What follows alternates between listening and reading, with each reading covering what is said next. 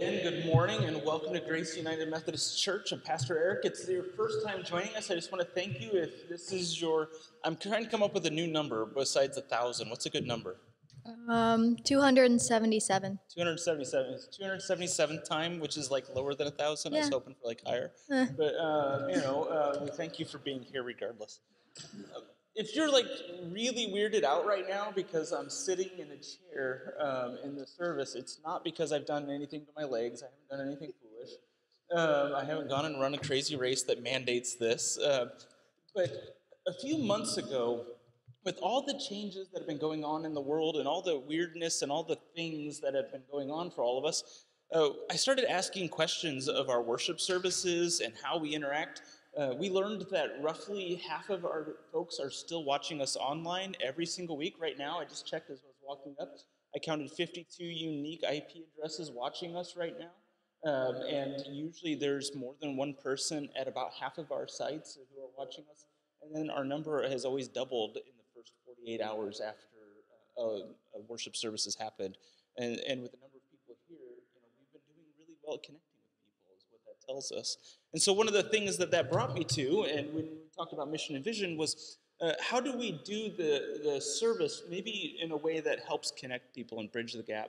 And so this morning, not in solidarity with all of our couch sitters, but in a way in which we try to connect with everybody in a unique way, we're going to be doing a sermon series for this month of November I'm calling the Conversationalist. And it's because somebody also come up to me and said, Eric, you're really great one-on-one. When you tell a pastor that, by the way, it makes it sound like your sermons are awful. It's to try to connect in that way. So we're going to do that. And each week, I'm going to have somebody here helping ask questions, and I've got Greta with me. Say hi. Good morning. If you hadn't met Greta yet, Greta's in charge of our youth ministries, and she's been doing a great job. And she gets to ask like softball questions, and I get to answer them. Yeah. All right. So where are we starting? We are starting with the ever so understandable concept of sin. Wonderful. You're welcome for that.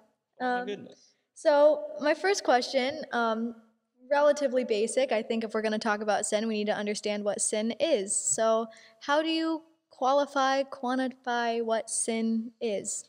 I love that you started saying qualify and quantify. If you're going to ask what a sin is, how many of you, when you think what is a sin, you think of a list of rules, right? That's what I grew up with. I went to a Southern Baptist church, and I remember in Sunday school, like they brought it out like it was the school swimming pool rules. Do you remember seeing those as a kid? There's like 30 of those bad boys on that list, right? It just starts with don't run, and it doesn't get any easier from there. And I remember, we were seeing this list of things. And for a lot of us, when we think about what a sin is, we start thinking about a list of wrongs and rights.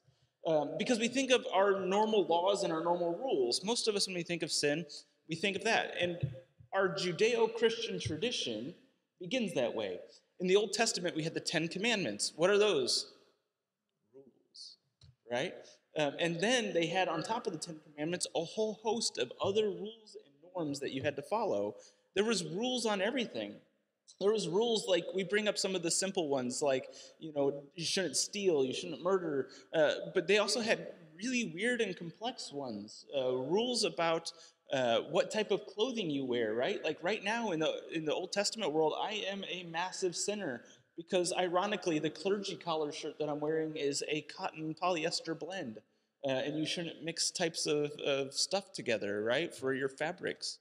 That was just not part of it. How many of you in this room love bacon?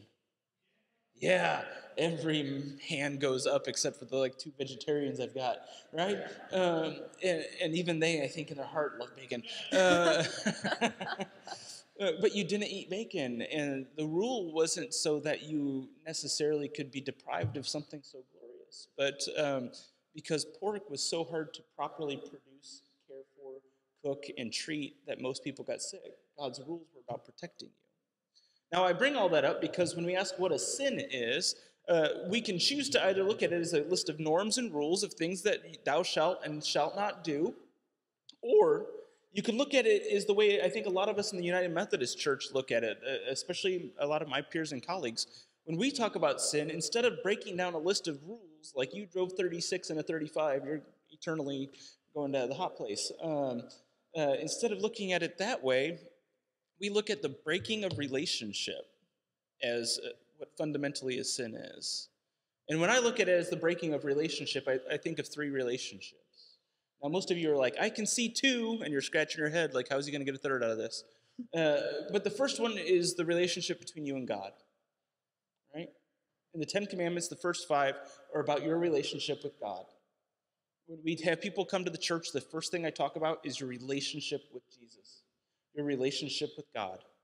That is the most paramount relationship I want to work on with you. And all of us have done things to fall short of that.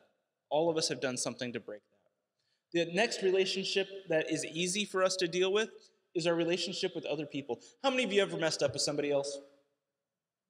Not as many hands of bacon, but I'm pretty sure it's just as many. All right? We've all messed up relationships with people. There are still people I, am crabby with since like 5th grade. And we all have the horror stories of that in our lives. Broken relationships lead to tragedy. I've always freely shared this. One of my grandmothers, who's passed away since, she and her sister didn't talk for 30-something years. That's a tragedy. She didn't know that her sister had died for like 8. That's a broken relationship right there. I don't know what did it, and I never asked because I don't want to know how crabby Grandma actually got. She was kind of a spitfire, but that brokenness is there. And every time I share that, by the way, someone always comes up to me after service and is like, that's me, or that's my uncle, or that's somebody they know. Broken relationships scar families and communities. Now, the third one is this, and this is the hard one. You can sometimes sin and break relationship with yourself. How many of you have ever done something that went against your nature, the identity of who you are? How many people do things that constantly harm themselves? And I'm not talking about just mental illness form of it, by the way. There are people who have genuine mental illness that causes them to do repetitive harm issues, but there's also times where we make poor decisions intentionally doing things that do not reflect the image of God that we were given. So when I think of sin, I think of it as whatever we're doing that breaks those relationships. Thank you. That was a really good answer. So my next question, when we think about how sin affects relationships, all types in our lives, it's really easy to give a hierarchy to sin. And so I know growing up I was told, in God's eyes all sins are equal. And is that accurate? How many of you want all sins to be equal? No one raises their hands ever. So in the Bible it does say, no sin is greater than any other, but this is the one we hate. This is the one we don't like. Why don't we like it? Because just like you want a list of rules of things you should and shouldn't do, you want to know how much trouble you're in, don't you? Right? If I go speeding down the road and I've broken that mythical 9-year fine, 10-year mine type of speed, I know that I've got to pay some cash at least, and the faster I go, the more severe the consequence. If I murder somebody, I'm likely to go to prison, and I'm not likely to get out. We want to have a weight to all of this because a weight makes us feel better, I think. Now, I tell you that because we've always wrestled with this idea and this notion that some sins are greater than others, and in part because I think we want to justify not redeeming other people. If somebody tells what we consider a little white lie, right? That phrase, by the way, that little white lie, is because white is considered an image of purity, right? We've always conceptually had that. It's clean, it's virginal, or it's something that is pure and symbolic. And so for anything to have a scar on it or a blemish on it shows its imperfections. So when we say, I'm just telling a little white lie, we're actually negating the fact that a lie, by its implicit nature, does harm. We're trying to say that I can get away with a little bit of harm and be okay. But the thing is that all sins cause that separation of relationship between God, people, and self, and therefore they're all just as culpable. I can tell a lie and do just as much damage and death as murdering somebody. And I might not know it at that moment. It might escalate and lead to something that is far more tragic. And so in that regard, yeah, no sin is greater than any other. And that being said, I don't advocate the big ones. Don't go out and try those and think you're going to have it easy. I think the human consequences of it are just as prevalent. Thank you. So we all know that Christ died to redeem human sin. So knowing that Christ has given that gift to humankind, why are we not free to just go and sin all we want, knowing that that's already been paid for? Yeah. How many of you want to go through an epic raging party if you know that you're going to die tomorrow at 5 o'clock? Right? That's kind of the question. You know, if I know that God's going to forgive me no matter what is preventing me from going and living a wild and fun, in air quotes, all I can give it, life and existence and sin and not worry about it until the very last second? So, Jesus, in the teaching that he gives, he tells this parable. And in this parable, he talks about hired hands. Basically, a farmer, he goes to manpower. He hires a few people in the beginning of the day, and he says, I'm going to pay you $60 to work today. And then at noon, he realizes he's not going to get his fields done. So he goes back to manpower, and he hires another set of guys, and he says, I'm going to pay you $60 to work today. And then at 3 o'clock, he realizes that the sun is going to set, and he still won't have his job done. And if he doesn't get it done, he's going to lose the farm, right? Something drastic like that. So he goes back to manpower. He hires as many people as it takes to get the job, and he says, I'm going to pay you $60 to get the job done. Now, at the end of the day, the work is all done, and all the hired hands are out front, and the farmer comes up to the people who started last, and he starts paying them $60, $60, $60. And he gets to the guys at noon, $60, $60, $60. He gets to the guys in the morning, $60, $60, $60. They all get $60. Doesn't that sound lovely? Anyone like that? None of the people liked it either. You know, Jesus tells this parable. He says that the people who started in the morning, they started grumbling. They said, Sir, didn't we work for you all day? Weren't we good enough? Is really what they're asking. To receive a little bit more? Shouldn't our efforts for the entire day be worth more? And the guy goes, we agreed to this.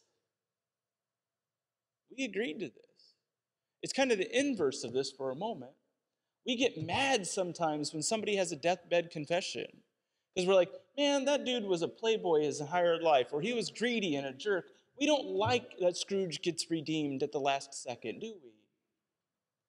We sometimes get angry, especially if they don't have enough time to personally right their wrongs, because we're seeking to be the ones who give justice on other people.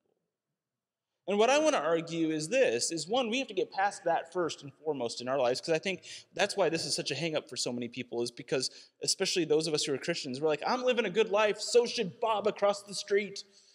I see what time Bob gets home. You know, I know what Bob was doing. There's a million Bobs that I know that are always mad at me for saying Bob. But we start with this idea. And we start with this concept that somebody has to be where we're at. And that's just not the case. I also want to argue this, that another narrative of Jesus' life is the woman at the well. The woman at the well, she goes to the well at noontime, the worst time of the day to go to the well, when the work is the hardest, when the thing is the hottest, when everyone else has already gotten all the fresh water. She goes there because she's wearing a scarlet letter. She's seen as a harlot in the community. And she finds Jesus there, which is an inappropriate conversation already. And Jesus, in that moment, asks her if she wants life-giving water. And in the offering of life-giving water in that moment, what he's also doing is saying, don't you want to live now as freely as you can? What I want to argue is that everyone thinks that they can live a happier, more enjoyable, more fulfilling life if they don't have to worry about sinning and they can just get rid of it at the last second. For some reason, everyone thinks the party is where the sinning is, right? But I want to tell you it's not there. It might be fun for a season, but I've met so many people that feel hollow on the inside, that feel wiped out on the inside. And what Jesus is offering to her and to anyone else in those narratives of redemption and wholeness is the fullness of life that they had not experienced before. And so if you're wanting to acknowledge that you know what sin is and just keep sinning until you don't have to worry about it anymore, I would argue that you're actually rejecting the fullness of life that Jesus is trying to offer you in the here and the now. And I would argue that you don't really fully understand the concept of forgiveness. So for me, when you look at why is it important to find forgiveness as early in life as possible, so that you can have the fullness of life that Jesus offers us. That's what I preach on a regular basis. That's what I want to tell people all the time. You want the fullness of life? Let's start now. Let's start with all the places of your brokenness and let's bring healing and restoration. Jesus was about resurrection and redemption, and sin keeps us in the brokenness. Jesus brings us out of that. Wow. Okay. That was really good answer. I Sorry, like that was more than we practiced. No, it's okay. You just keep giving good answers. So one of the sins that you talked about most regularly, or in the context of the three, is sin against yourself, and kind of like that. So I know we talk a lot, or in the religious world, it's talked about a lot, original sin. And my question is, what is original sin, and do we believe in it? All right. Anyone know the concept of original sin? Original sin is this: are we born flawed, is really what the question is about. Are we born sinful? Now, when you go see Bob across the street, you're like, that's a sinful old dude, right? It's pretty easy to see. But when we look at, like, my son Hadley, how many of you love Hadley running around this church? Oh, you all are like, he's so sweet and innocent. And I'm like, he's the, no. We can laugh about that because we don't want to see children as sinful. And the concept of original sin would say that everyone is born sinful, right? And that's what it's getting down to in this question. Do we have sin in the very nature of who we are? As United Methodists, we follow the works of a guy named John Wesley, and John Wesley wrote 2 sermons, both titled Original Sin, in which he actually consistently said that he believes in the concept of original sin because by our humanity and by our brokenness, we will always be sinful in nature.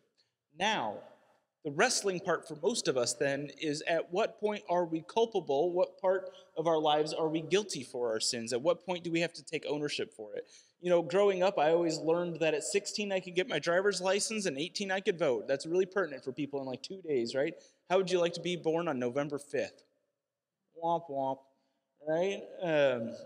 It's just not a good feeling. But here we talk about, when is somebody mature enough to be responsible for their decisions?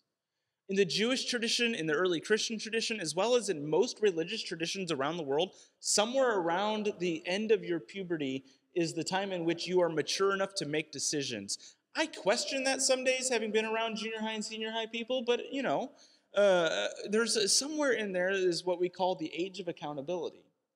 Now, if you follow strictly an age of accountability, what the age of accountability is you aren't guilty, or you're not going to hell for your decisions until you've reached this age. And at some mythical moment, like a snap of a finger, you can now be processed for all your crimes, so to speak, for all of your sins. The problem with that is, if you have a hardcore notion of that, you make some really bad theological decisions. Now, I'm not going to bring all those up because it will ruin my sermon. People will drove to turn this thing off. But just trust me, if you wrestled this one too far to the ground, it can lead to really heartbreaking, life-rendering decisions. So what I want to say is this: I want us to worry first about our own selves and not about somebody else, whether they're an infant or not. I want us to worry about where we cause breaking in our relationship, and where we, by our humanity, are flawed. I can ask for forgiveness in the morning, and 5 seconds later, be encountering something in my life that will cause me to need to ask for forgiveness again. Why? It's how I'm wired. The thing is I can still seek forgiveness. We have a loving God.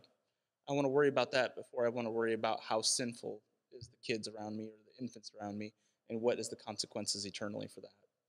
Most people also, in that moment, I would argue, need to understand that our God is a forgiving and loving God, just like the workers of the field narrative, the people who ask for forgiveness at the last second, and those who were so young or never mentally culpable of understanding forgiveness. I think God's heart is big enough that his forgiveness is strong enough that we'll see more people in heaven than we realize. Thank you. So thinking about sin and our natural human tendencies to fall into temptation, do you think all sin is conscious? All sin is conscious.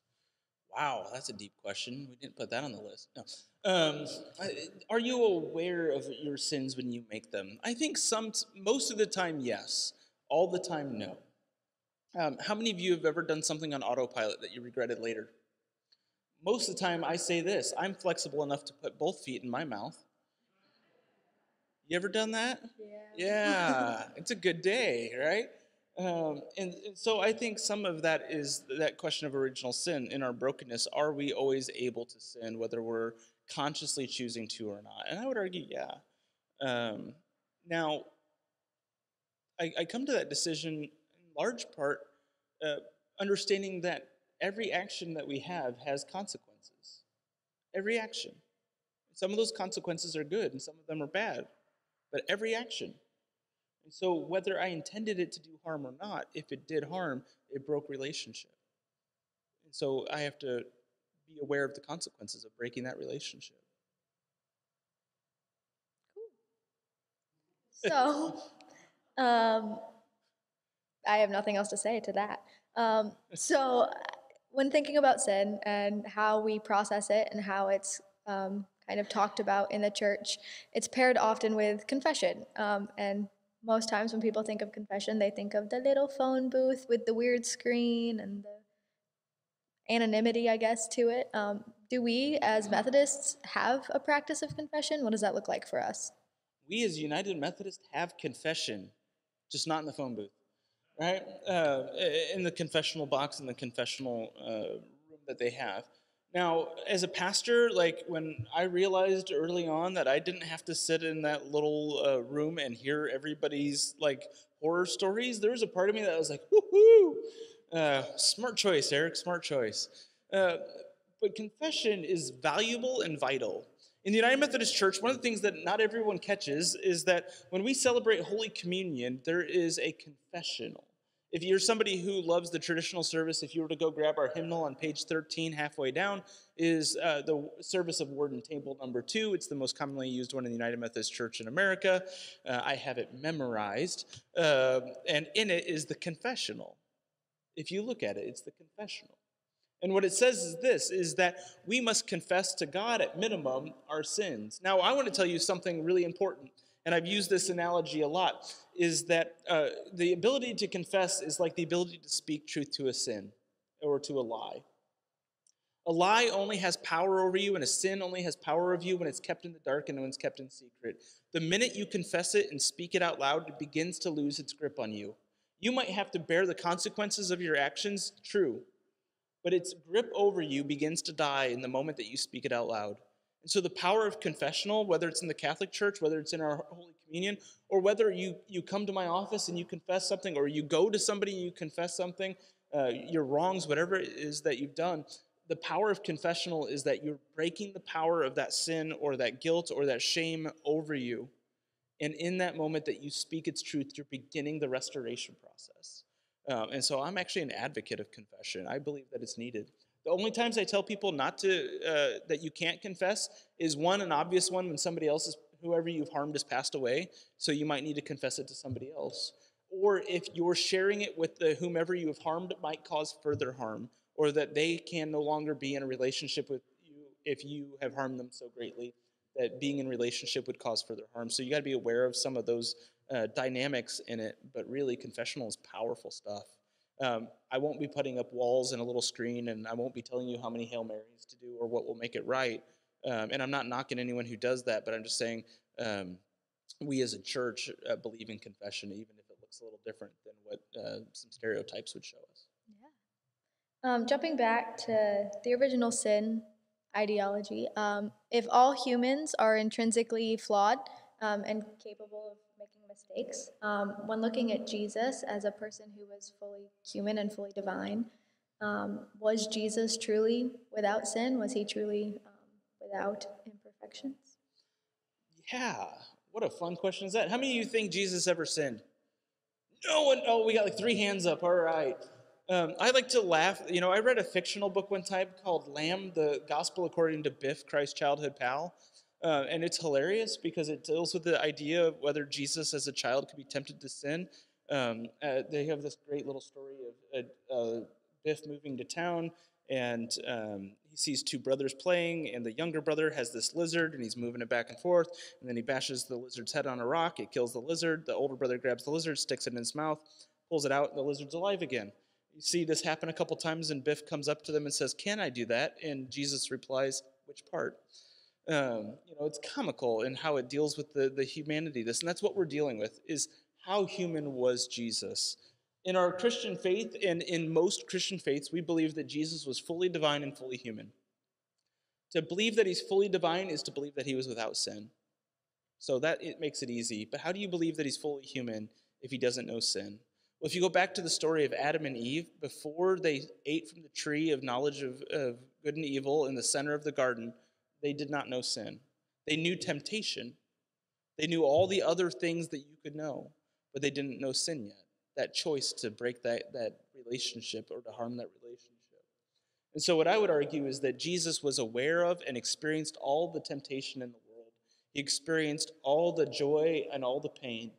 But in the choosing of his actions and in the way in which he had relationship, then he would have been without sin. People always, when I bring this up, bring up the fact that Jesus flipped over money changers and got a bullwhip into the temple. I want to tell you, he had divine anger. Divine anger is not necessarily sin. Anger isn't necessarily sin. What you do with your anger can lead you to sin. Emotions intrinsically aren't sinful in their nature. They are uncontrollable response. But what we do with that anger, that can lead us to sin or not. Right? So when a car passes me on the road and cuts me off really close, I have choices to be made in that moment. How many of you make really good choices in that moment? No hands. No one even tries. Right? But we have choices to be made. I can be angry in that moment because I'm disappointed in somebody, but how I respond to it is vital. Jesus was responding to a social justice issue at that moment. The social justice issue is that the money changers and the people selling in the temple were exploiting people who are already in poverty, offering them imperfect animals to make sacrifices with, charging them exorbitant rates. They were abusing their system of power and privilege in the temple, and Jesus wasn't going to have any of it.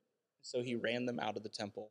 Jesus is always protecting those who are hurt, always those who are being marginalized and taken advantage of. And I think that is just an example of where we can get confused with the nature of Jesus in that moment. So essentially, Jesus was just the best decision maker to ever exist. Sure. Cool. Yeah. All right. Cool. What would Jesus do? Like, bracelets really were important. When it's easy to kind of understand personal sin and sin on kind of a ground level as we experience it. Yep. But sin also exists corporately and institutionally.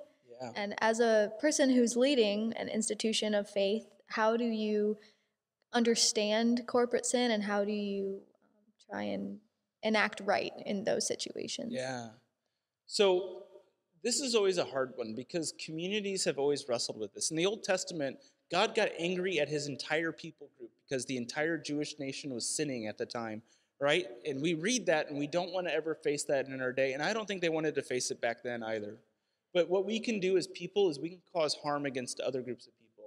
In American history, you can look at Americans' version of slavery and really see how that was a sinful institution causing harm to people. John Wesley, our founder, was one of the first people to rail against that in a very powerful way. He advocated that his pastors never take up that practice, never own slaves themselves, and to decry it as an evil. And honestly, one of the first separations of the Methodist movements was over slavery in America.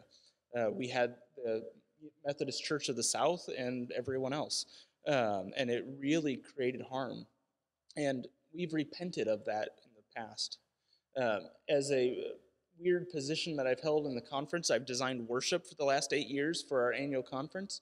And one of the things that we did was a special service of asking for forgiveness to indigenous peoples. This was to Native Americans in our context, but this happened around the world at annual conferences. So like in Africa, the tribal people, for the times in which we've done harm, stolen land, hurt people, spread disease, we've taken advantage of people. And so we've had to ask for forgiveness. I believe institutions can do harm. Oftentimes when we're seeking just like individually for our own privilege and power, power often is what the corrupting tool is.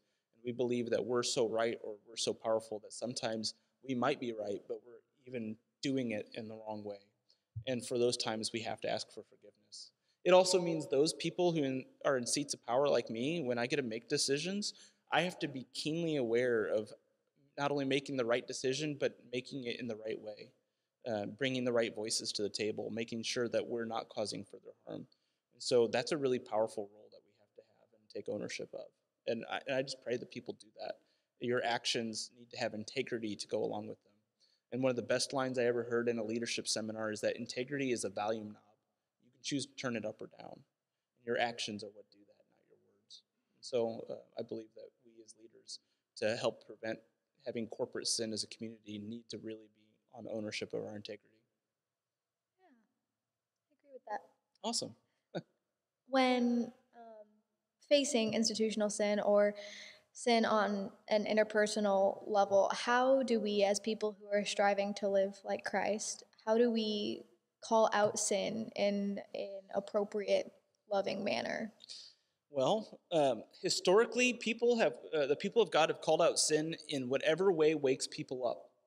So sometimes you've had the street corner preacher. How many of you have seen the street corner preacher? Right? He's out in the corner standing next to the bar. Like I was at Peoria First United Methodist Church for 6 years, and for 3 of those years, Big Al's was across the street. And I just have to say that name. Most people know what it is as a strip club, right? And we had guys at our church who would stand there with signs, and not all of them were effective. So sometimes we have people that try to do that. But in the Old Testament, there are some fascinating ways that sin is called out. Sometimes it's really direct, right? Going up to Solomon and telling him of his sinfulness. Even going up to David and confronting, hey, David, you committed adultery and murder. Good luck with this one, right? That's calling it out and naming it for people. That's an important thing to do. But sometimes the corporate group sin that's been called out, in the prophets, one of the prophets was called to spend a year laying on his side, cooking his food with his own feces. That was considered a sermon message to the people. I don't think I'm brave enough to do that, just so you know. But sometimes it's something that's shocking, and to bring awareness to the people around them and to let them know the depth of what the sin is. That is a really disgusting thing to do.